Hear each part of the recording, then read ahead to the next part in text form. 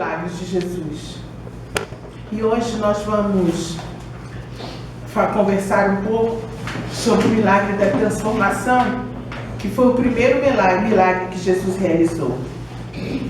Está lá em João capítulo 2, versículos 1 a 11. João foi o último a escrever o seu evangelho. E ao contrário dos outros 3 escritores, que ao longo de suas obras mostraram que Jesus era dotado de um poder impressionante e de grande autoridade, João, ele pretendeu ensinar outra coisa quando ele escreveu o evangelho dele.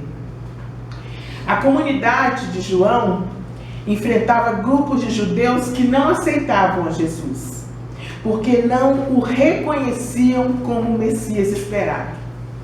Portanto, o problema de João não era o de converter ou convencer os seus leitores, muitos deles ex-judeus, do grande poder de Jesus em fazer milagres.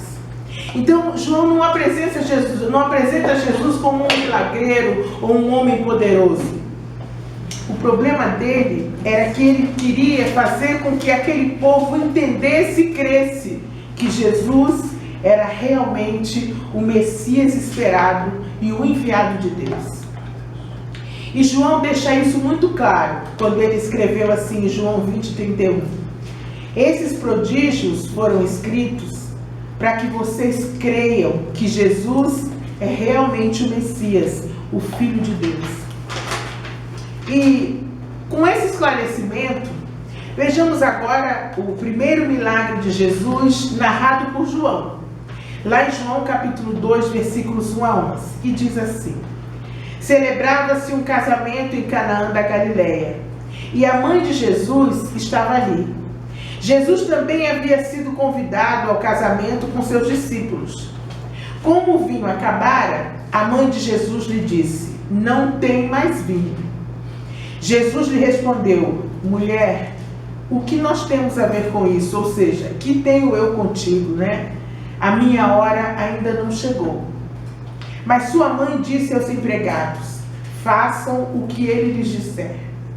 Ali havia 6 vasilhas de pedra postas para as purificações dos judeus, cada uma com 100 litros. E Jesus lhes disse: Encham as vasilhas com água. E eles encheram todas elas. Jesus ordenou: Retirem-na agora e levem-na ao mordomo. Eles então a levaram.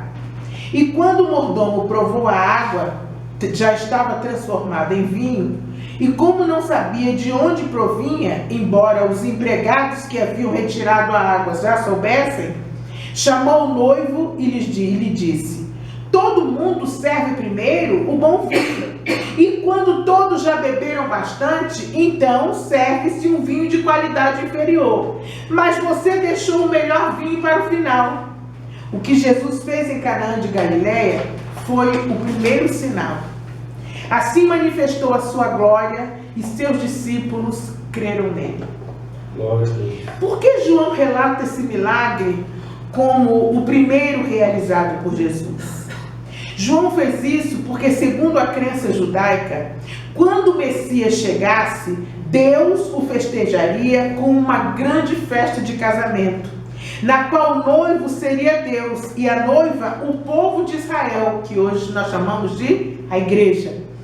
Nesse dia, Deus se casaria com seu povo e a partir daí o povo de Deus o serviria com amor eterno e não o abandonaria jamais.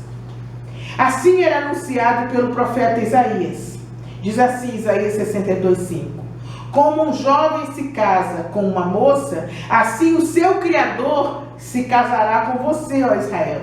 A alegria que o esposo sente por sua noiva, Deus sentirá por você, ó Israel. O profeta Oséias também diz em Oséias 2:21-22: Eu farei de você, Israel, minha esposa, para sempre. Eu me casarei com você porque eu a amo muito. Você se unirá a Jeová. E outros profetas também disseram coisas semelhantes. Ainda segundo a tradição, essa festa de casamento se caracterizaria pela abundância de vinho. Como dizia, entre outros, Amós 9:13, diz assim: Naquele dia, pelos morros e pelas colinas, fluirá o vinho como água. E Isaías diz assim: naquele dia, Jeová oferecerá a todos os povos um banquete com vinhos extraordinários e abundantes. Isaías 25, 6. E Joel diz assim: aquele dia terá uma colheita enorme de trigo, e as bodegas transbordarão de vinho. Joel 2, 24. Ao falar sobre Jesus em uma festa de casamento, João mostra que a boda que Deus havia preparado para o final dos tempos havia chegado com Jesus. Se a isso nós acrescentarmos o que Jesus faz aparecer nesse casamento, 600 litros de vinho, é uma cifra exorbitante e extraordinária. E a mensagem então estaria clara para os ouvintes: Jesus é o Messias esperado. Ele é o enviado de Deus que traz o vinho em abundância e, portanto, os últimos tempos já começaram, e começaram com Jesus. Amém. Mas o que João pretende mostrar com a narrativa do milagre das bodas de Canaã não é o poder extraordinário de Jesus. O que ele queria mostrar era a pessoa interior de Jesus. Ele não quer revelar o que Jesus pode fazer, os milagres de Jesus, as curas. E não é isso que ele quer revelar. O livro de João quer revelar quem é Jesus. Hoje a igreja do século 21 apresenta Jesus dizendo o que ele pode fazer. Apresentam um Jesus que resolve seus problemas terrenos, todos eles. Mas João quer aqui revelar no Evangelho que Jesus é muito mais do que isso. Jesus faz muito mais do que isso. João não chama esses fatos de milagres, ele chama de sinais. Sabe por que ele chamou de sinais? Porque um sinal é um princípio de uma outra coisa que ainda não se vê. Um sinal é a impressão ou uma amostra de uma outra realidade muito mais profunda que o leitor deve descobrir, porque o maior milagre que Jesus faz é a transformação do ser humano. E essa transformação você não vê de cara, à primeira vista. Você tem que andar com ele para que ela se realize ao longo dessa jornada. Aleluia. Quando a pessoa aceita Jesus e é liberto, é só um sinal. Porque o que ele quer é uma transformação muito mais profunda. E voltando ao texto, os 600 litros de água que Jesus transformou em vinho não estavam em qualquer recipiente. Eles estavam nas vasilhas que os judeus usavam para suas purificações. Portanto, a mensagem é bem mais impactante do que parece. Ela diz aos judeus que os ritos e as práticas judaicas deixaram de ter valor com a chegada de Jesus. Cada primeiro milagre de Jesus contado pelos evangelistas tem um significado próprio. Em João, nós aprendemos que Jesus é verdadeiramente o Messias, o enviado de Deus, e que não devemos esperar nenhum outro Salvador. Em Marcos 1:21, a primeira coisa que ele faz é curar o endemoniado. Ele mostra que Jesus é o libertador. Glória a Deus. E em Lucas 4:31 tem a cura também do endemoniado de Cafarnaum. Então ele deixa muito claro: Jesus veio libertar o homem de tudo aquilo que o oprimia. Eles deixam claro que o poder do Messias está à nossa disposição para derrotar as forças de tudo que nos oprime internamente. Eles deixam claro que ele veio nos libertar definitivamente de todas as nossas angústias e de todos os nossos medos. Porque ele faz com que vençamos esses medos. Amém. Em Mateus nos diz que Jesus também tem poder para vencer as divisões sociais e as discriminações que nossa sociedade ela fabrica para as pessoas consideradas impuras e que por esse motivo são retiradas do convívio dos puros, ao escolher como primeiro milagre a cura de um leproso. Jesus não faz acepção de pessoas. Glória. No mundo de hoje, em que as pessoas vivem pressionadas e opressas internamente e segregadas exteriormente, nós cristãos devemos mostrar que o poder do Messias continua atuando em nós. E que nós podemos repetir o milagre ao libertar os homens das forças sombrias que os oprimem de dentro para fora. É por isso que na igreja de Jesus Cristo você vem como está. Mas se você continuar como você está ao longo da sua vida, então você nunca encontrou com Jesus. Porque Jesus é o libertador. Amém. Nós acabamos de cantar isso. Eu sou livre. Jesus veio para nos libertar. Ele é, acima de tudo, o libertador do ser humano. Voltando ao texto de João, Jesus e seus discípulos foram convidados para uma festa de casamento e aceitaram o convite. Jesus não era um alienado. Ele participava dos eventos sociais e procurava estar sempre com o povo. De outro modo, como poderia cumprir a sua missão? A Bíblia diz que quem se isola insurge-se contra a própria sabedoria. Ele precisava, portanto, estar perto das pessoas para abençoá-las e para salvá-las. Os cristãos, da mesma forma, nós não podemos viver isolados, não podemos viver nos extremos, nem escondidos nas montanhas, nem dentro de um mosteiro, e muito menos misturados com o mundo, experimentando todo tipo de coisa que o mundo experimenta. Nós somos diferentes do mundo, mas não distantes e nem fora dele. João 17 diz isso. Não podemos aceitar, nós podemos aceitar muitos convites, mas precisamos sim dar bom testemunho, porque Jesus disse que nós somos o sal da terra e a luz do mundo, agindo em benefício do próximo. Nós temos que ser semelhantes àquela flor que nasce no meio da lama. Foi o que Cristo Jesus disse. Jesus foi convidado porque sua presença era agradável. Ele não se portava como um santarrão. Era uma presença agradável. Conversava com todo mundo. Todas as pessoas que se encontraram com Jesus, e a gente tem uma série de mensagens, toda pessoa que se encontrava com Jesus, ela recebia essa transformação. A certa altura da festa, portanto, dessa festa de casamento, acabou o vinho. Era comum que as festas de casamento durassem 7 dias, mas sem vinho, como seria possível? O que fazer? Talvez pudessem comprar mais. Entretanto, é possível que os convidados não estivessem dispostos a esperar. Fim do vinho significa fim da festa. Acabou a bebida. Estava estabelecida uma situação de vergonha e de desgosto para os noivos, que poderia marcar de forma negativa o início da vida conjugal daqueles dois. Maria, mãe de Jesus, também estava presente e ela percebeu que o vinho havia acabado. Não tendo poder para resolver a situação, ela foi falar com seu filho. E ele parece não ter recebido a interferência dela com muita alegria. Afinal, ele já sabia do fato e talvez estivesse esperando o melhor momento para agir. Provavelmente, os noivos deveriam ter algum grau de parentesco com Maria, porque a Bíblia diz que ela já estava no casamento quando Jesus e seus discípulos foram convidados.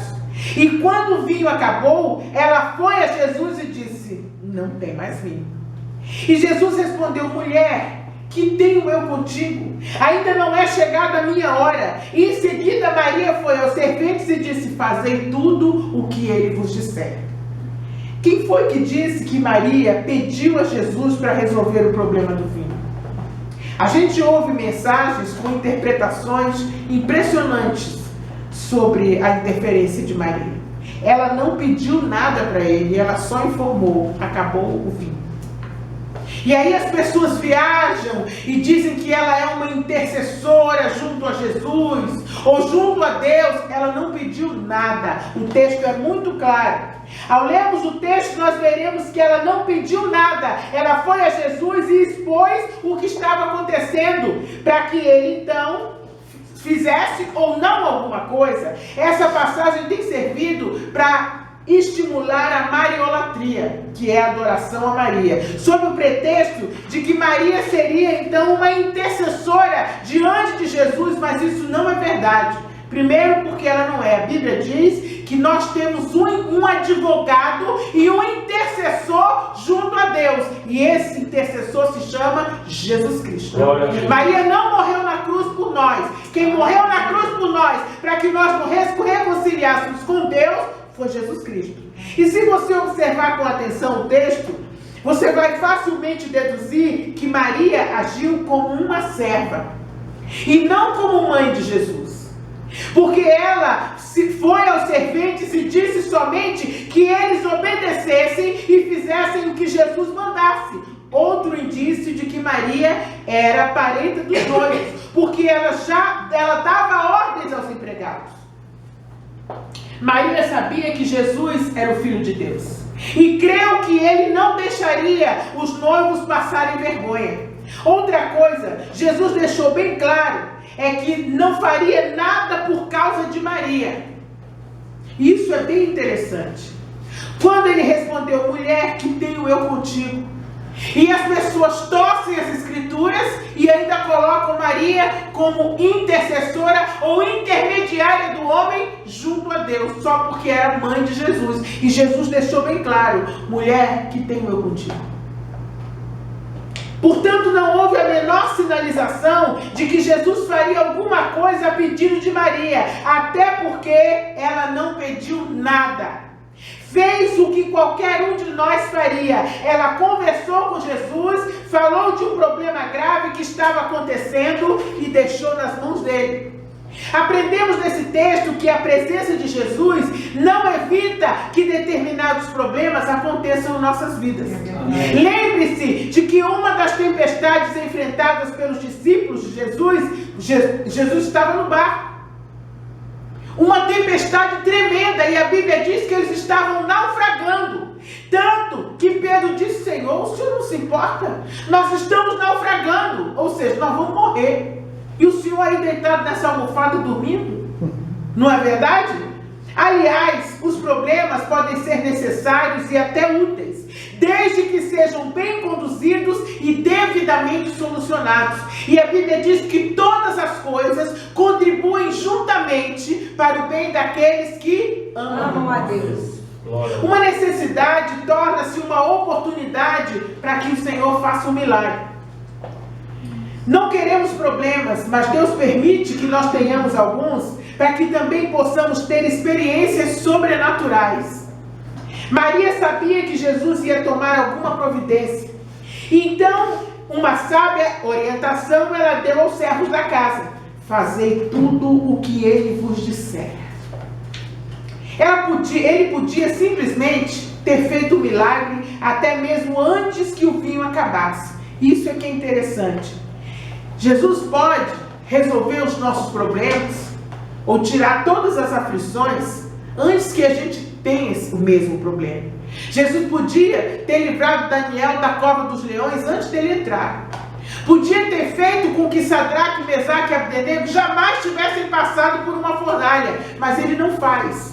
Jesus não quer livrar você do problema, ele quer livrar você no problema, dentro do problema, porque se não for assim, eu e você jamais vamos saber que ele é Deus. Se a gente não passar pelo aperto, a gente nunca vai dar glória a ele. A gente nunca vai se lembrar, ninguém se lembra, olha gente, eu saí de casa hoje, meu carro pegou, ninguém me assaltou, cheguei com saúde, voltei com saúde. Alguém aqui se lembra de todos os dias, Senhor, obrigada pelos livramentos que o Senhor me deu, antes mesmo que eles acontecessem. Outro dia eu liguei meu carro e isso me veio a mente. Falei, Senhor, eu nunca dei na chave desse carro para ele falhar. Eu sei que um dia pode acontecer, mas eu te dou graças, Senhor. Porque tem gente que tem carro zero, carro novo, e quando mal vê, dá na chave e não funciona. Senhor, quantos anos eu com esse carro e nunca falhou, Senhor. Muito obrigado pelos livramentos que o Senhor me dá antes de acontecer. A gente não faz isso costumeiramente. Então os problemas muitas vezes eles servem para que a gente dê a devida glória a Deus. Amém. Ninguém saberia. Se eu poder não seria reconhecido se ele tivesse feito antes que acontecesse. Então o nome de Deus não seria glorificado. É preciso que por algum tempo nós sintamos a necessidade, a fim de que a bênção seja desejada e valorizada. Antes de trabalhar no hospital, de fazer esse culto no hospital, eu não tinha ideia de como era o dia a dia das pessoas que trabalham com doentes. Muito menos dos doentes. Eu não tinha a menor ideia. Antes de ser internado, de passar por uma cirurgia, eu não sabia. E antes de trabalhar no hospital, vendo dia a dia as coisas que angustiam as pessoas que atendem os doentes, eu não tinha a menor ideia. Eu sabia como funciona a vida no fórum, eu sabia exatamente como funciona o tribunal, sabia as angústias que um advogado sente, tudo eu sabia. Mas antes de trabalhar lá, eu não sabia, eu não tinha ideia. É mais um leque que o Senhor nos abre. Muitas coisas Deus quer nos ensinar. Se Jesus quisesse, Ele poderia dizer uma palavra e o vinho jorraria de todos os vasos e de todos os copos.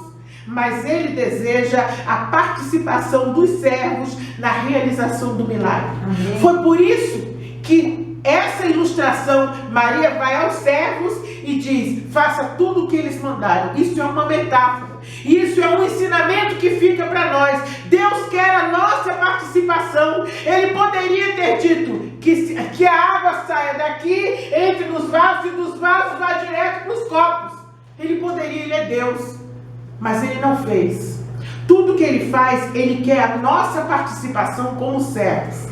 Em muitos episódios dos evangelhos, aconteceu assim. As pessoas esperavam uma bênção e recebiam uma ordem. É preciso obedecer para ser abençoado e não ao contrário. Às vezes Jesus curava a pessoa e esperava que Jesus dissesse alguma coisa, e disse: vá e não peques mais. Recebia uma ordem. É preciso obedecer para ser abençoado e não ao contrário. Quer a bênção, se Deus me der isso, eu vou passar a fazer isso. Se Deus me fizer aquilo, eu vou passar a fazer aquilo. Deus quer a participação humana em suas obras. Ele pode fazer tudo sozinho, mas Ele nos deu o privilégio e a oportunidade de participar. E isso significa trabalho. A nossa fé deve ser demonstrada através da obediência e do serviço, porque a fé sem obras, diz lá em Tiago 2, é morta. Os servos tinham muito trabalho a fazer, mas isso lhes daria a chance de serem participantes e testemunhas do milagre. Os convidados estavam em posição mais cômoda. Eles ficavam apenas se divertindo enquanto esperavam o garçom passar. E muitos crentes são assim, são como convidados. Vão para a igreja só para receber. Ficam ali, querem receber tudo, mas nós temos o privilégio de participar. Nós temos o privilégio de servirmos a Deus. Glória. Qual é a nossa postura no reino de Deus? Nós agimos como convidados ou como servos? Queremos apenas beber o vinho do milagre ou trabalhar na produção desse vinho? Aquele que tem a iniciativa de servir também tem oportunidades singulares. Os servos sabiam o que os convidados ignoravam. É por isso que a Bíblia diz que Deus não faz nada sem antes mostrar aos seus servos, os profetas. Amém.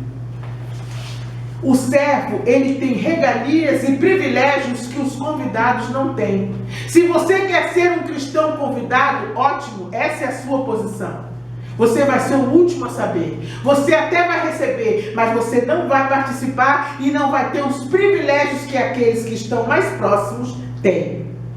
Jesus mandou que os serventes enchessem de água 6 talhas de pedra. Em cada uma delas havia entre 80 e 120 litros.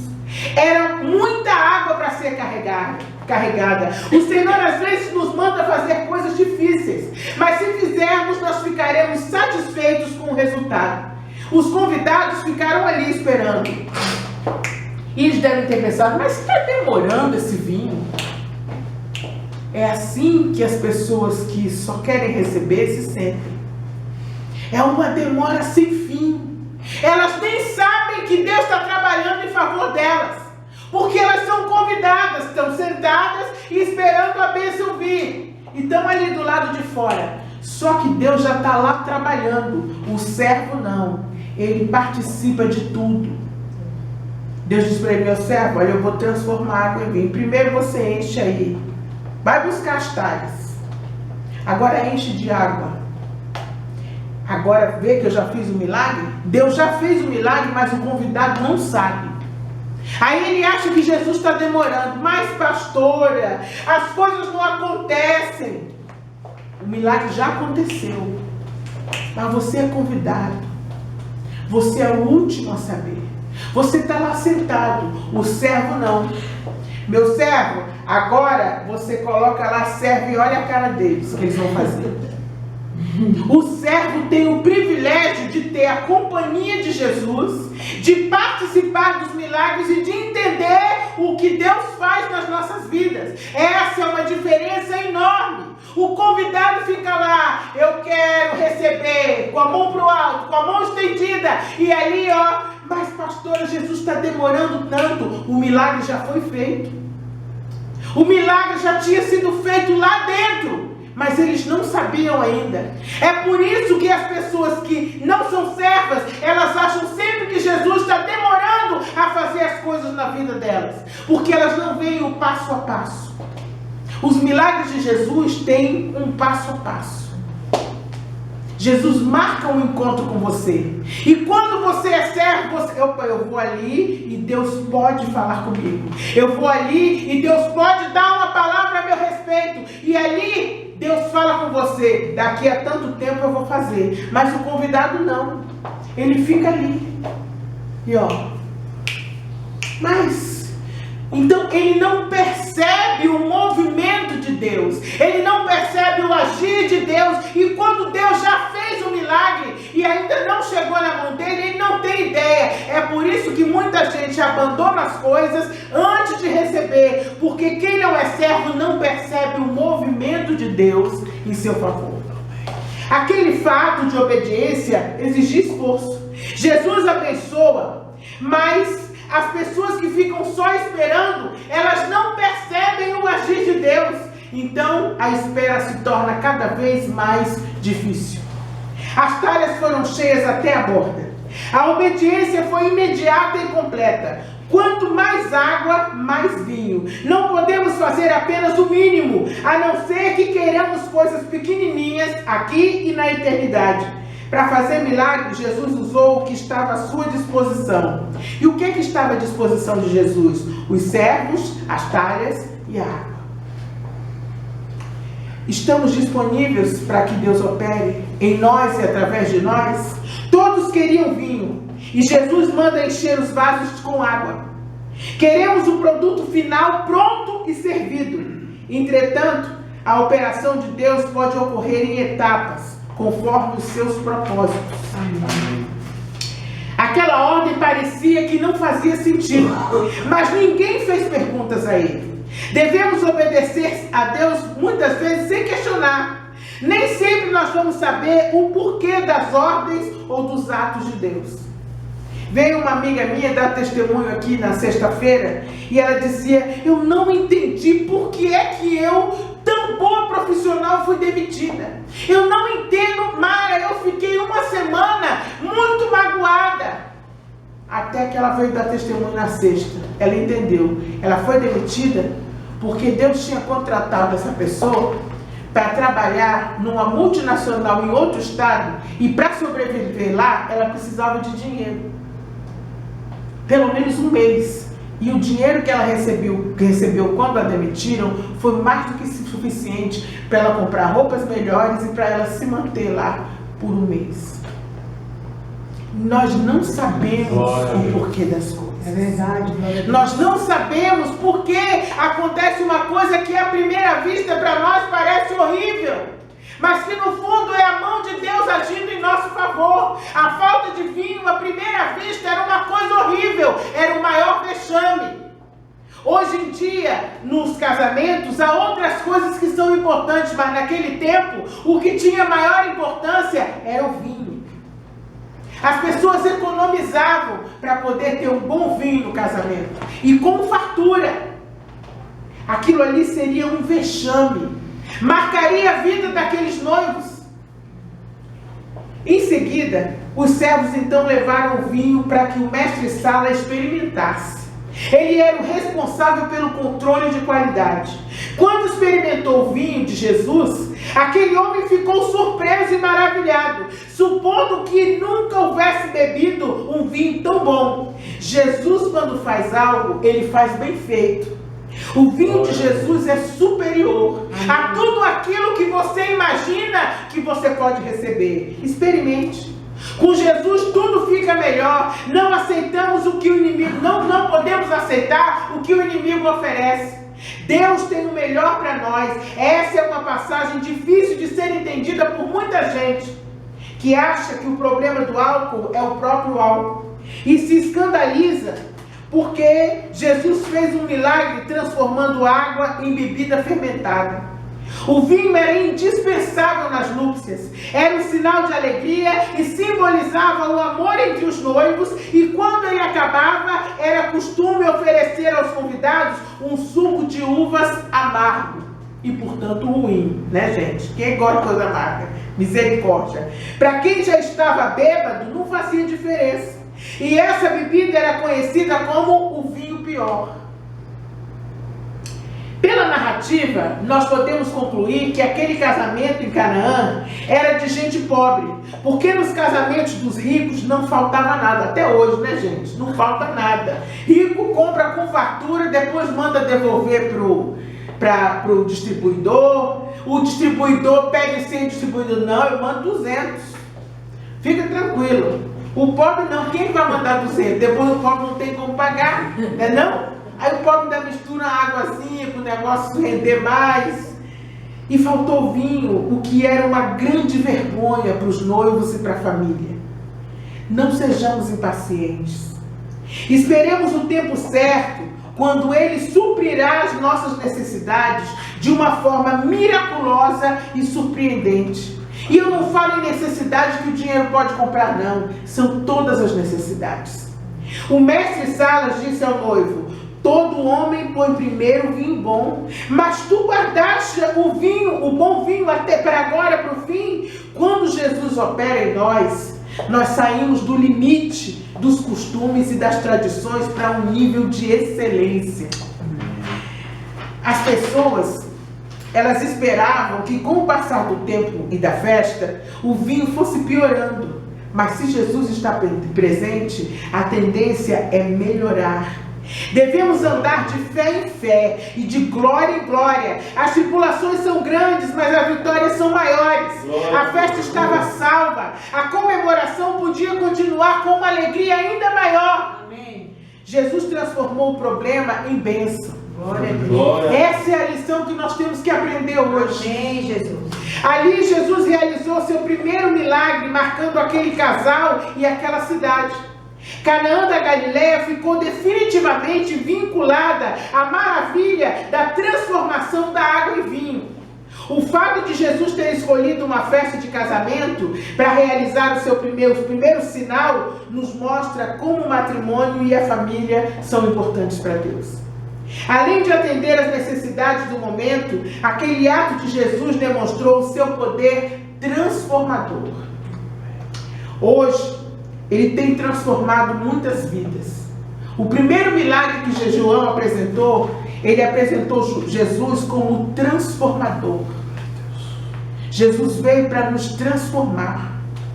É por isso que muita gente chega: pastor, isso é maior do que eu. Não existe nada maior do que você. Porque existe alguém que é maior do que qualquer um dos seus problemas, qualquer uma das suas prisões. Ele pode libertar o homem de qualquer cativeiro, de qualquer prisão. Não tem nada difícil. Oh, Senhor. A gente não tem que ficar com peninha de nós mesmos. Eu não consigo, eu não dou conta. João apresentou o poder transformador de Jesus. Jesus pode transformar qualquer coisa, quanto mais um homem. Jesus pode transformar a vergonha do homem em alegria. Aleluia. Jesus pode fazer com que aquilo que você achava que tinha acabado, que tinha estragado a sua festa, Ele pode dizer para você: não, sua festa não acabou não. Eu estou aqui. Amém. Glória a Deus. Para transformar. Tudo estava indo tão bem e de repente instala-se o caos. Isso pode ser resultado de algum acontecimento ruim, de alguma decisão equivocada que às vezes nós tomamos, e nessas horas Jesus é a nossa única esperança.